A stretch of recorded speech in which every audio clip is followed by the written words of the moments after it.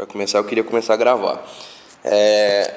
Eu queria saber de vocês, algo rapidinho, sobre o que vocês têm achado desse momento, se vocês acham que há algum proveito nele, se não, está sendo uma perda de tempo, um desperdício, porque se for assim a gente tem que reavaliar críticas, ponderações, algo que talvez vocês achem que não, isso está legal, sugestão de tema, coisas desse tipo. Vocês têm alguns segundos para voluntariamente falar um pouco sobre o PG, essas 4 edições que nós tivemos. Eu queria muito ouvir vocês, porque vocês fazem parte disso. O PG é estruturado e existe por causa de vocês, então eu queria ouvi-los.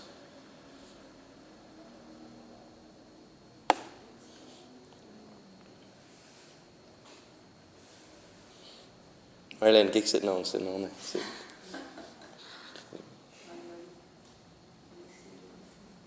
Tem que ser rápido, porque senão a gente perde o tempo de exposição.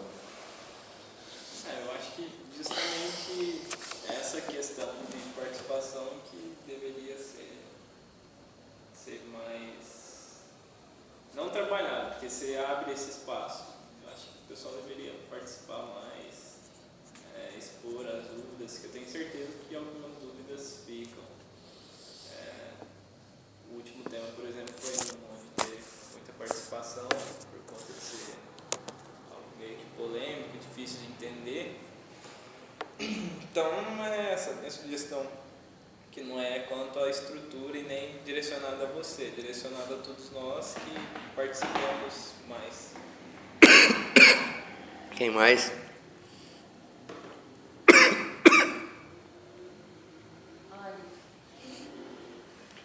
eu vou te falar, mas como tá gravando, não, tá sendo bom. Sendo bom? Que bom. Tá certo. Qualquer coisa vocês têm, por favor, todo o direito, liberdade e até mesmo dever de chegar até mim e dizer assim, cara, larga um monte de ser idiota, faz assim, assim, assim. Que isso vai ajudar, tipo, obviamente não é uma coisa para nós, é para os outros, então tem que ser legal e tal. Quando a gente começou eu não tinha muita ideia de como ia ser, aí a gente fez o primeiro, só tinha irmão aqui, foi bom. O segundo vieram visitantes, o Vitor e a Jéssica vieram pela primeira vez e tal. Achei que foi muito bom, foi muito legal, e aí eu comecei a ver aquela como a estrutura do PG, e aí seguiu assim, o pessoal gostou, então, eu fiquei pensando, será que eu estou errado, será que não está sendo tão legal assim não, porque aparentemente estava sendo um momento muito legal para o pessoal, então eu queria ouvir por causa disso, mas isso aí que o Robson falou, por exemplo, é bastante verdade. E tem outras coisas, mas a gente vai pensando nelas ao longo dos tempos. Ao longo dos tempos, ficou estranho. Então, rapidinho, a gente está na 5ª edição do PG, Pequeno Grupo. O que a gente estudou na primeira, Larissa? A escritura. Vocês lembram de alguma coisa marcante, legal, que vocês passaram a usar para a vida de vocês? Sobre a escritura, Gabi? Acho que a inerrância da Bíblia. A inerrância da Bíblia com os fatos. Bem legal. Nunca tinha. Já tinha, mas não tão sistematicamente pensado nisso. Tema 2, que foi o seu primeiro, Jéssica, sobre o que a gente falou? Cosmovisão. Isso, a gente falou sobre Deus, a existência de Deus, e introduzimos o conceito de cosmovisão, que a gente passou a falar um pouco sobre ele nos outros dias também, hoje a gente vai falar também. E o que você lembra, Robson, da segunda? A gente trouxe à tona as cosmovisões, as principais existentes, né? Você apontou alguns dos erros que elas têm e tendo como base a existência de Deus, afirmou a nossa cosmovisão como cristãos e assim mostrando que ela é infalível e inerrante, não é autocontraditória como as outras e tudo isso tendo como base a existência de Deus. Só por meio dele é possível afirmar os pressupostos que essa cosmovisão afirma. Tema 3. Você estava, o Céu? Não? Então, tema 3, quem lembra? A gente inverteu o que seria a ordem normal. A gente falou sobre Jesus, né? Vocês lembram de alguma coisa?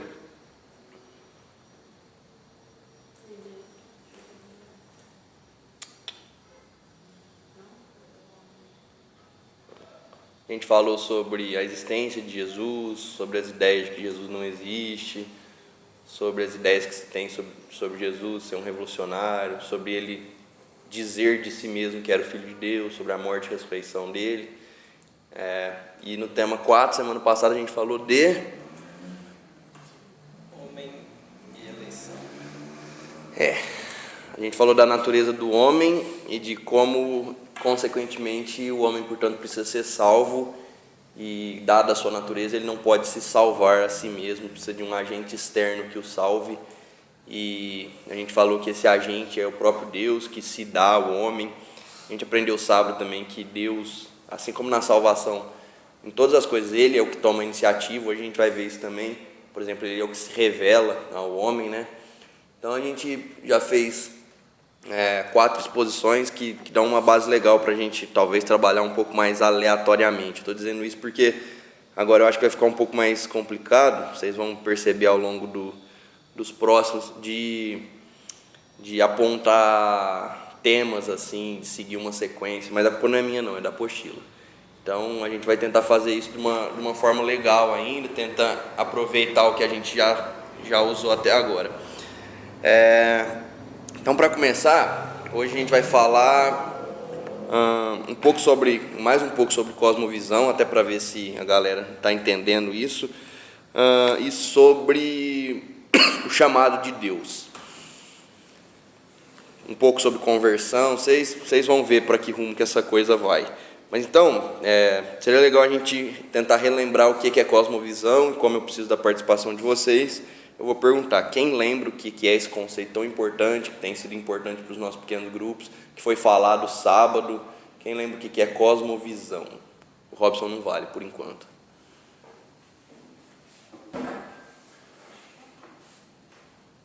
É a visão com a qual você enxerga o mundo, visão. Aí, a partir dessa visão, você vai jogar todas as coisas que você enxerga, presencia, enfim, tudo que você tem, você enxerga a partir desse olhar. No nosso caso, a cosmovisão é cristã. Alguém quer adicionar alguma coisa? Cosmovisão é alguma coisa que você escolhe ter? Ou todo mundo tem? Tipo, meio que automaticamente? Dependendo da cosmovisão. Todo mundo tem? O que vocês acham? O que você acha, Jéssica? Todo mundo tem uma diferente da outra. A Jéssica diz que todo mundo tem uma diferente da outra. Robson? Só lembrando que é claro que ela é a forma como nós enxergamos ao mundo, mas a questão da cosmovisão procura responder às questões muito necessárias para que aí sim a gente tenha uma visão de mundo a partir dessas questões, como quem sou eu, quem é Deus, Deus existe, coisas que são cruciais e que com certeza você já se questionou. E a partir disso você pode afirmar tantas outras coisas. E a respeito de se todo mundo tem ou não, eu não sei se é possível dizer que todos têm, porque às vezes as pessoas não conseguem afirmar, por exemplo, quem são elas. Mas você percebe que ao afirmar, por exemplo, que ela é contra ou a favor de alguma coisa, você vê ali dentro dessa argumentação dela o aspecto de uma cosmovisão, mesmo que ela não saiba nem o que é cosmovisão. Cosmovisão é, como a Gabi disse, basicamente uma visão de mundo. todo mundo tem, como a Jéssica falou, uma visão de mundo, sabendo ou não. Então pode ser que as pessoas cheguem aqui, por exemplo, a gente explique o que é cosmovisão, fale que todo mundo tem. Não tem isso aí não. Mas no fim ela tem, todo mundo tem uma visão de como as coisas são, e como o Robson disse muito bem também, a cosmovisão da pessoa ela é formada a partir de afirmações, de crenças relacionadas a questões últimas, que é o nome legal para a gente entender essas perguntas que todo mundo no fundo tem, faz. Como, por exemplo, Deus existe? Quem sou eu? De onde eu vim? Para onde eu vou? Há certo e errado? Há bom e mal? A partir do momento que a gente tem no nosso interior respostas para essas perguntas, mesmo que a gente não tenha pensado sobre isso, mesmo que a nossa visão de mundo venha daquilo que a nossa avó diz, a gente tem uma visão de mundo. Então, por exemplo, como o Lúcio tinha dito mesmo, pode ser que a nossa ideia de certo e errado venha daquilo que a nossa avó, da nossa mãe diz que é certo e errado. Mas a gente tem uma visão de mundo quanto ao que é certo e errado. Pode ser, por exemplo, que se você for um evolucionista, você acha que o homem é um mero animal. Mas você tem uma visão, portanto, quanto a isso. Então, no fim das contas, as crenças que você tem quanto a essas questões fundamentais, essenciais para a vida, sendo talvez a principal, a mais profunda, Deus existe e quem é Deus, elas ditam a maneira como você olha para o mundo, é como se fosse um óculos pelo qual você enxerga a realidade, as coisas, e ela vai ditar a forma que você entende e se posiciona em questões mais superficiais. Então, por exemplo, quando a gente vê pessoas se posicionando contra ou a favor do aborto, ou contra ou a favor do casamento gay, isso não é mera questão de opinião. No fundo, há uma explicação para tal pessoa ser a favor do aborto ou não. Então, por exemplo, um ateísta, ele tem todos os motivos para ser a favor do aborto, porque para ele o homem não é nada mais do que um animal, então a vida não tem valor em si mesmo, então tanto faz, o importante é a mulher fazer o que ela quiser com o corpo dela, e como a vida não tem tanta importância, a vida do homem não é mais importante que a vida de uma barata, então ele se posiciona a favor do aborto, mas no fundo isso tem a ver com o que ele acredita sobre Deus, sobre certo e errado. Então todo mundo, querendo ou não, tem uma visão de mundo. O cristianismo é uma visão de mundo e a gente tem tentado defender que ela é a única visão correta de mundo. Todas as outras são anticristãs, de uma forma ou de outra se apresentam contra o cristianismo e são, portanto, falsas, ruins em algum sentido. Só que aí a gente... uma expressão que faz sentido aqui, é uma expressão que é até meio chula e que às vezes a gente usa quando a gente fala de algum problema. Por exemplo, você sabe de alguém que está com algum problema e aí essa pessoa explica para você qual que é o problema, só que você sabe que tem uma causa mais profunda que explica aquele problema. Aí a gente costuma dizer algo como, o buraco é mais embaixo. Cosmovisão é isso, é aquele mais profundo das nossas crenças, das nossas afirmações sobre questões essenciais da vida, que responde, que dão base a todas as outras questões. No fim das contas, as principais divergências que existem entre as pessoas, sejam políticas, sejam sociais, sejam morais, não são meras disputas de opinião, daquela coisa superficial. São disputas, são choques de cosmovisão. Então é muito difícil, por exemplo, você querer discutir casamento gay com alguém que é relativista, porque no fim das contas, para ele, certo e errado é uma questão de gosto. Então você não vai conseguir discutir isso nesse nível. Um vai dizer que o casamento gay é errado, o outro vai dizer que o casamento gay é certo. Mas isso, se você ficar nesse nível da coisa, é mera questão de gosto. É como perguntar se você gosta de bolacha de morango ou de bolacha de chocolate. Um dizer que gosta, outro dizer que não gosta. Essas questões vão ter sempre no fundo uma justificativa muito maior, que é a nossa cosmovisão. É por isso que no fim das contas o cristão, por exemplo, ele é contra o aborto, ele é contra casamento gay, acima de tudo, porque lá no fundo a gente crê em Deus, a gente crê na Bíblia, e isso está lá no fundo da maneira como a gente enxerga o mundo. Só que aí, para a gente talvez seja fácil entender por que a gente tem o cristianismo como verdade. A gente falou isso um pouco nas primeiras aulas, sobre por que o cristianismo é verdadeiro, e talvez a forma mais convincente para nós que somos cristãos de entender isso é o testemunho do Espírito Santo em nós.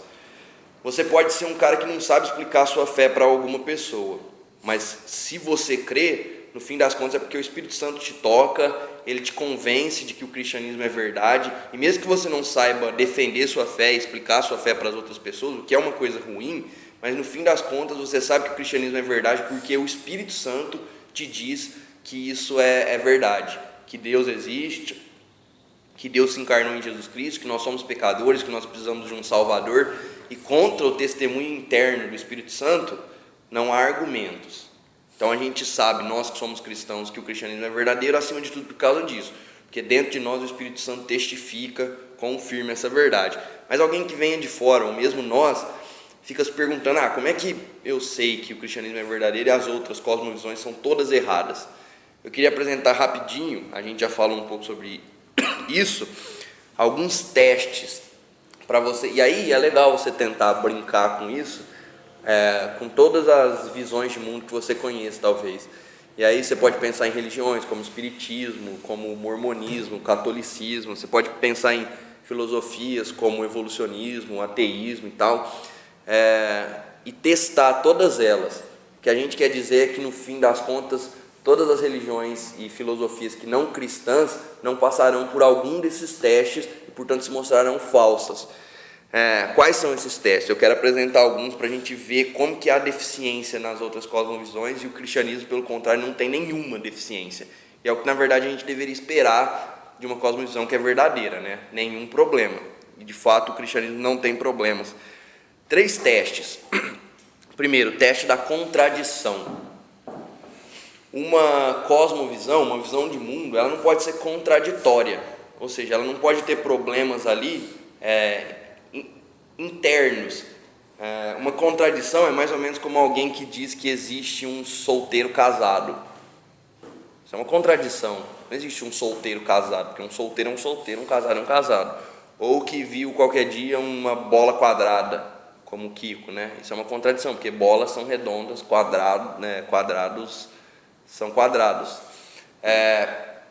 Então, muitas cosmovisões que não é cristã vão ter problemas nesse nível de contradição. A gente deu um exemplo na primeira ou segunda aula. Alguém lembra? Alguém consegue pensar em cosmovisões que são contraditórias? Relativismo.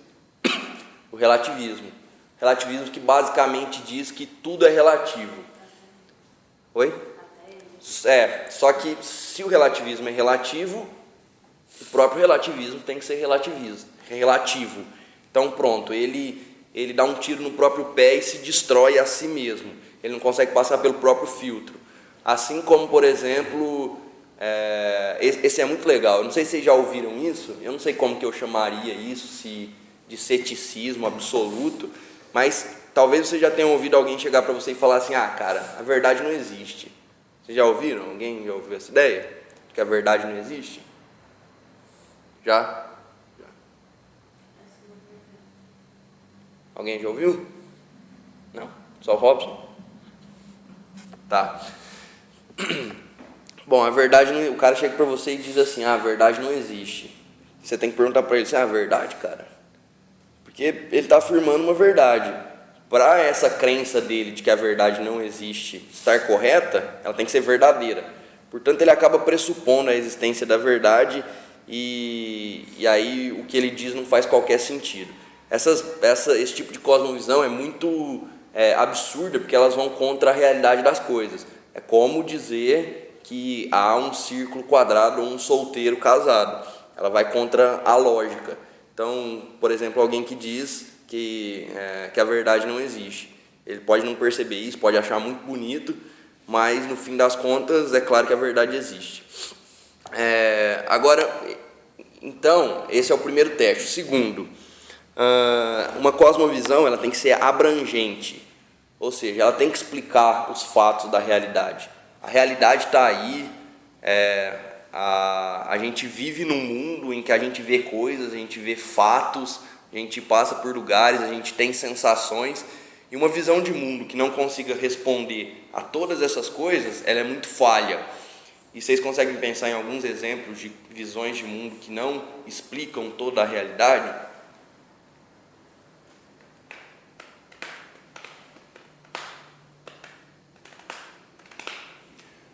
O cientificismo. Cientificismo não é nenhuma crítica contra a ciência, porque o próprio cristianismo assume a importância da ciência em si, mas é aquela visão de mundo que acha que a ciência é o filtro último de todas as coisas, que ela responde a todas as questões, portanto. Mas a ciência não pode, pelo seu próprio método, pelo seu próprio escopo, por aquilo que é o objeto de trabalho dela, dizer nada sobre aquilo que é bom e mal, dizer nada sobre a existência de Deus. Por mais que ela possa dar apontamentos sobre isso, a questão da existência de Deus é além da física, além da ciência, e a ciência não trabalha com esse tipo de coisa. Então, a própria questão da moralidade, se uma coisa é boa ou má, se uma coisa é feia ou bonita, não faz parte do trabalho da ciência. Então o cientificismo acaba falhando justamente porque ele não consegue responder a toda a realidade. A gente sabe que há questões de feio e de bonito, de certo e errado. A gente sabe que existe uma realidade além da nossa, uma realidade espiritual, e a ciência não tem nada para dizer sobre isso, a não ser que ela fuja do seu escopo de trabalho. Então ela falha nisso. O cientificismo não pode ser uma cosmovisão adequada para a gente abraçar, justamente porque ela não é abrangente, assim como o relativismo e o ceticismo são contraditórios. E por fim, um último teste é o teste da prática.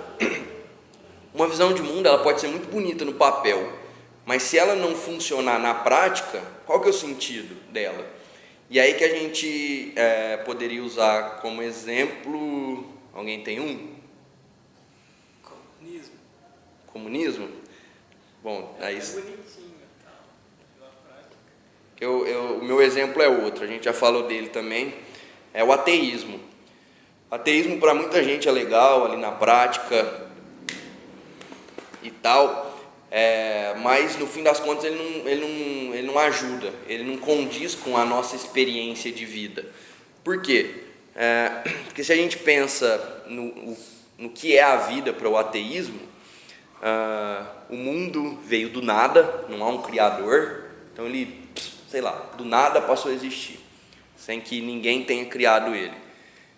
Ele um dia terminará no nada, porque os ateus acreditam, baseado na ideia de expansão do universo, que um dia o universo deixará de existir, a vida deixará de existir e tal.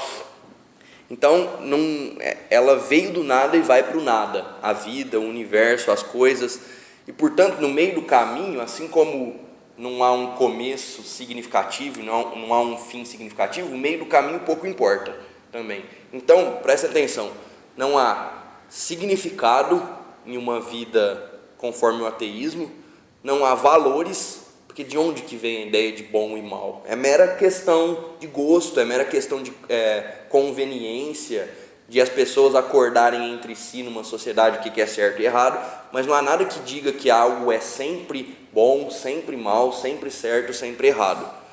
A gente sabe que no cristianismo a gente pode dizer que certas coisas são sempre más e algumas coisas são sempre boas, porque Deus colocou em nós esse senso de justiça, porque o que é bom e o que é mal se relaciona com a própria natureza de Deus. Algo que vá contra a natureza, a vontade de Deus é mal, algo que é de acordo com a natureza de Deus é bom. Mas no ateísmo não há essa base, esse fundamento para a moralidade. Então também não há valor na vida, assim como não há significado. E também não há propósito. Por que nós existimos? Para que finalidade? Você pode criar um propósito subjetivo para a sua vida. Por exemplo, o propósito da minha vida é ter um casamento feliz, uma família e tudo. Mas isso é um propósito que você está dando para a sua vida. Não é algo que vá além de você e que sirva para todas as pessoas.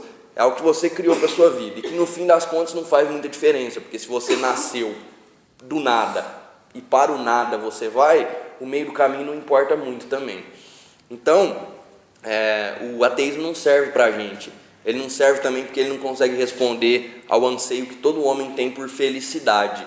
Felicidade pro ateu é uma coisa inexistente. Você pode ter reações químicas de satisfação e tal, mas não há nada como felicidade. Você não tem como perseguir a felicidade, porque não há isso na visão de mundo ateísta. Diferente de todas essas visões de mundo, a gente tem o cristianismo, e o cristianismo passa por todos esses testes. Ele não é contraditório.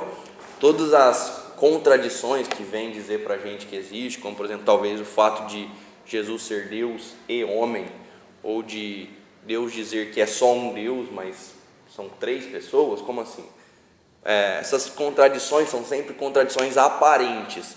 Não há nenhuma contradição no cristianismo. Se você pensa que o cristianismo tem algum problema, aí você tem que rever as coisas, porque se o cristianismo é verdadeiro, ele não pode conter nenhuma contradição, nenhum choque entre as afirmações que ele faz. Então, por exemplo, mas e Tiago? Tiago não fala de salvação pelas obras? E Paulo não fala que é pela graça? Isso é contraditório. Alguém está dizendo uma coisa, alguém está dizendo outra coisa. Bom, mas se o cristianismo é verdadeiro, ele não pode ter contradição. Então, a gente tem que resolver isso de alguma forma. Então, só para ficar no exemplo aqui, como é que a gente resolve essa questão? Alguém sabe? Porque Tiago diz que a fé sem obras é morta. Mas Paulo diz que a salvação é pela graça, sem as obras da carne. Como é que a gente harmoniza essas coisas? Porque alguém pode chegar para você e dizer isso: cara, você falou que o cristianismo não é contraditório, uma ova. Estava lendo lá Paulo, ele fala que a salvação é pela graça, e Tiago fala das obras. Como é que a gente alia essas coisas?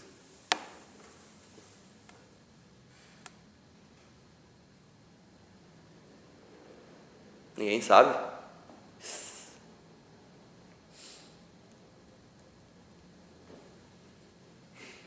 Sabe, Selene?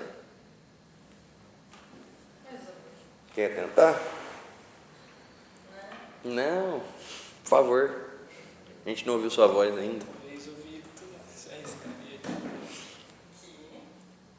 O Victor se arriscaria a dizer uma coisa.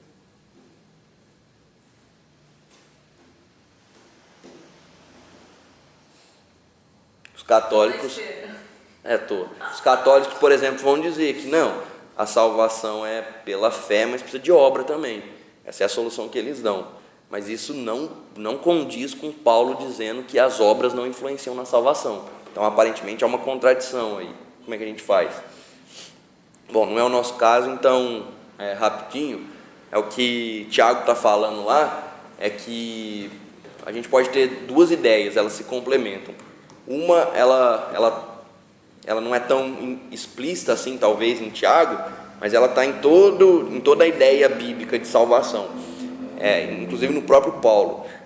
As obras, elas não são a base, o fundamento, a causa da nossa salvação, mas elas acompanham a nossa salvação, elas são reflexo da nossa salvação, elas são consequência da nossa salvação. Agora, há uma outra coisa que é muito legal também, e que está mais evidente ali em Tiago, é que Paulo está falando de uma justificação pela fé diante de Deus. Nós somos justificados diante de Deus, nós nos tornamos justos diante de Deus só por meio da fé, não há obras. Agora, Tiago está falando de uma justificação frente aos homens. Como a gente sabe que tal pessoa é de fato justificada, é justo perante Deus? Ele creu, Paulo vai dizer, ele creu. Mas para os homens, para quem está vendo, para o nosso próximo, isso se materializa, fica claro por meio das nossas obras.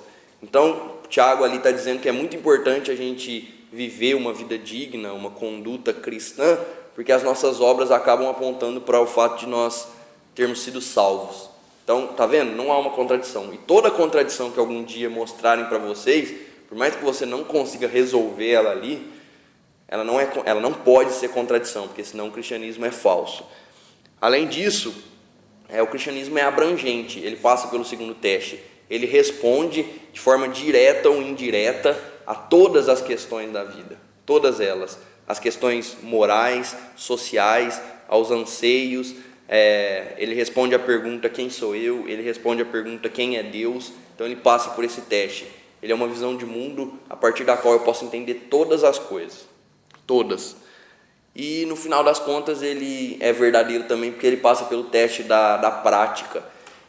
O cristianismo ele é muito adequado à nossa vida.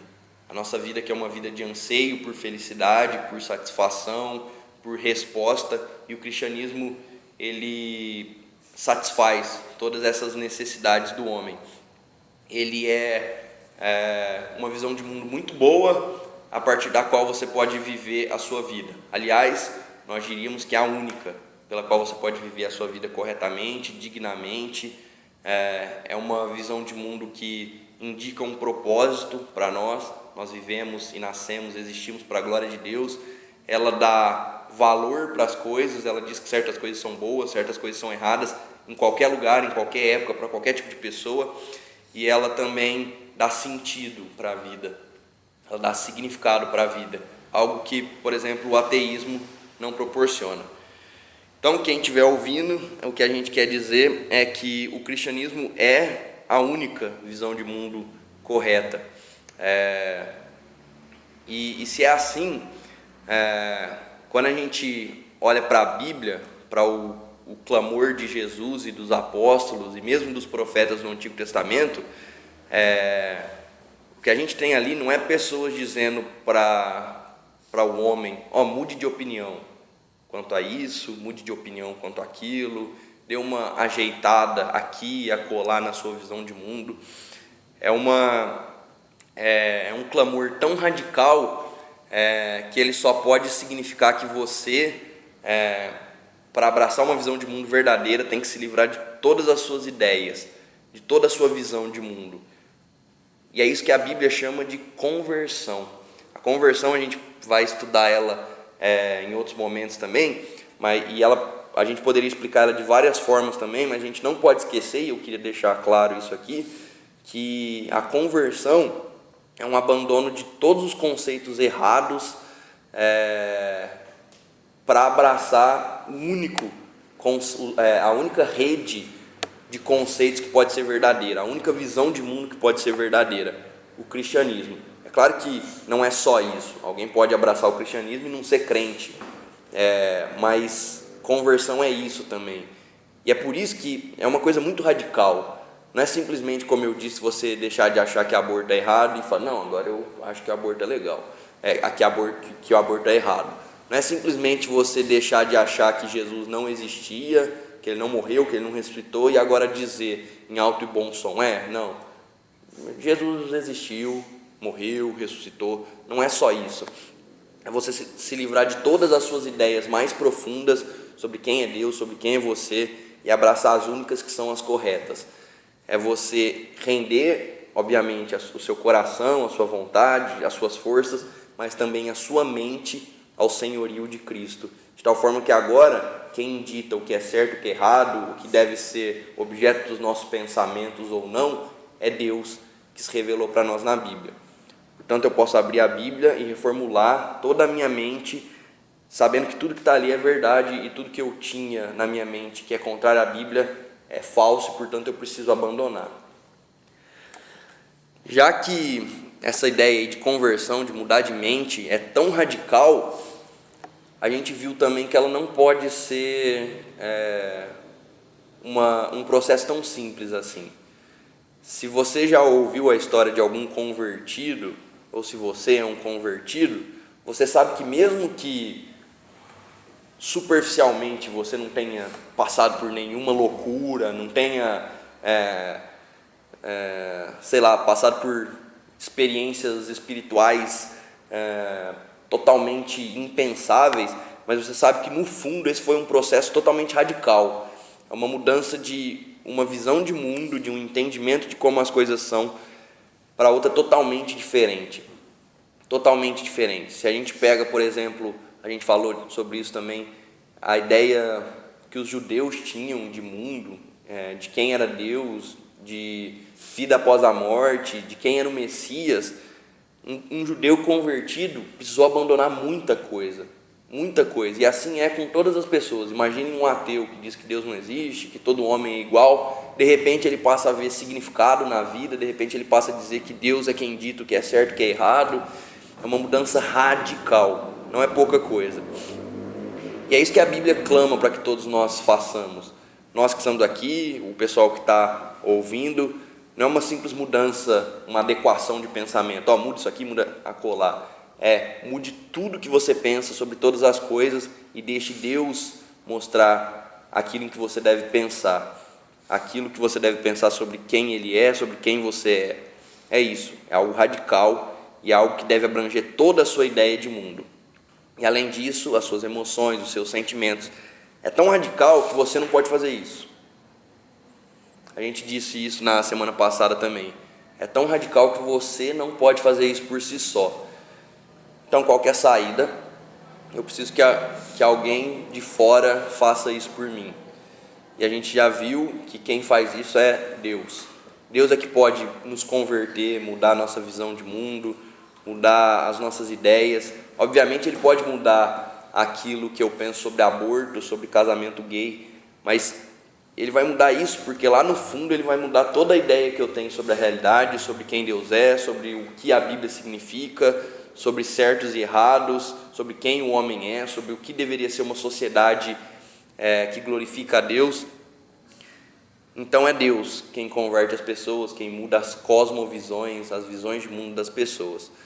E eu queria terminar essa parte da exposição, eu não sei, eu acho que hoje vai ser bem rápido, eu ainda quero ouvir vocês um pouco, mas como também está todo mundo morrendo de sono, eu queria terminar dizendo que é tão radical que o instrumento de Deus, e é claro que Deus poderia fazer isso de várias formas, mas o instrumento de Deus, a ferramenta de Deus para mudar a nossa visão de mundo, como a gente enxerga o mundo, e é o que a Bíblia chama anteriormente de regeneração, de mudança de coração, portanto algo que está anterior à nossa vontade, que também afeta a nossa mente. O que Deus usa para fazer essa mudança radical é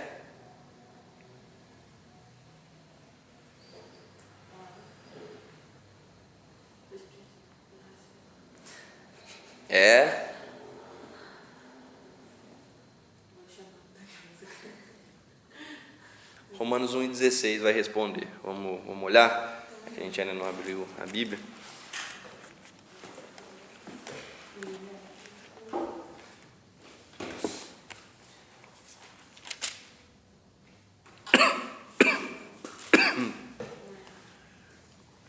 Alguém leia bem alto, por favor? Pois não. 1,16. Pois não me envergonhe do Evangelho, porque é o poder de Deus para a salvação de todo aquele que crê, primeiro do judeu e também do grego.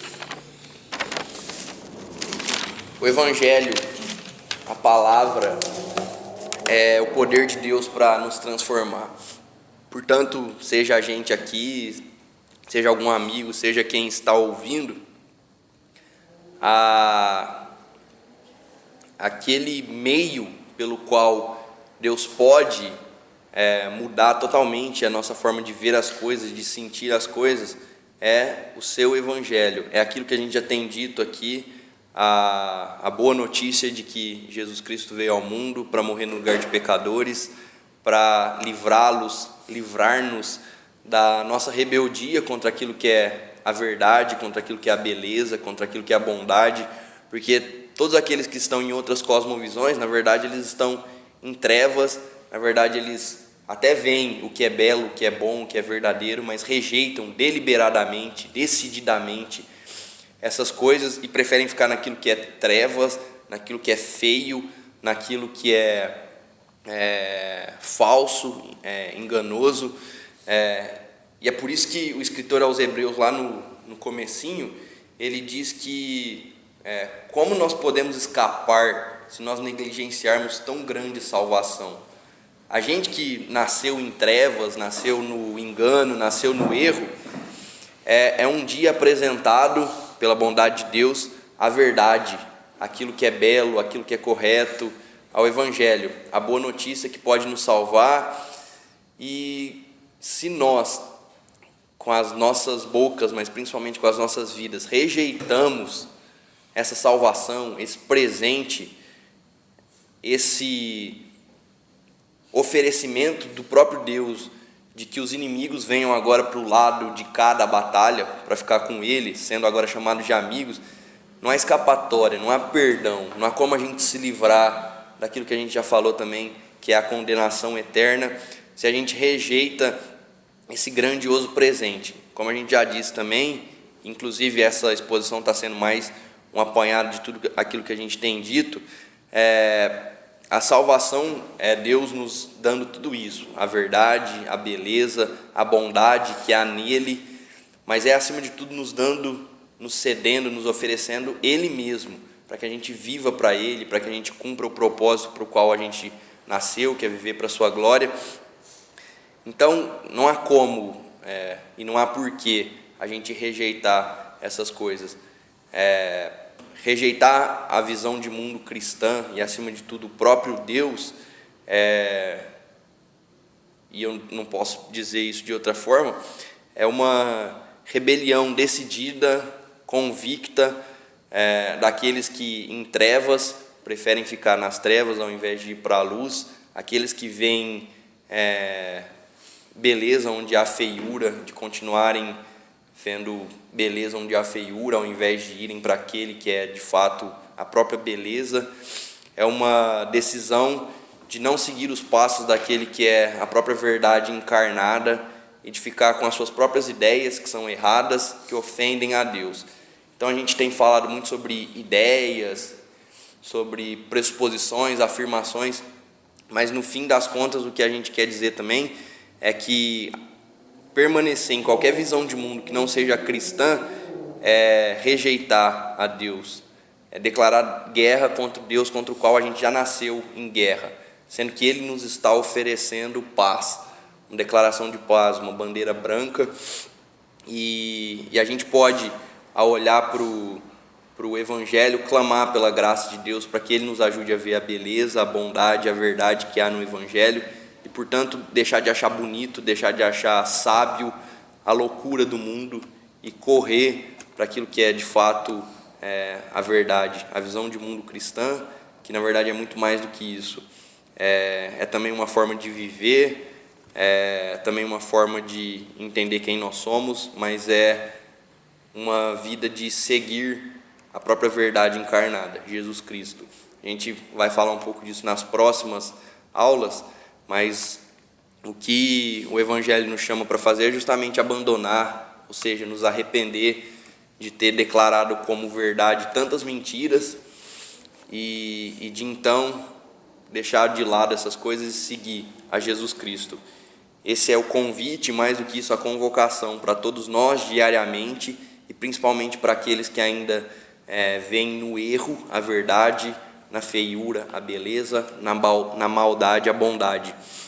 Só a verdade, só a beleza, só a verdade no cristianismo, em Deus. E é por isso que nós somos convocados a correr para Ele, com todas as nossas forças, com todo o nosso coração, com toda a nossa mente. Amém. Mais algo? Vocês falaram um pouquinho, então eu preciso que vocês digam alguma coisa.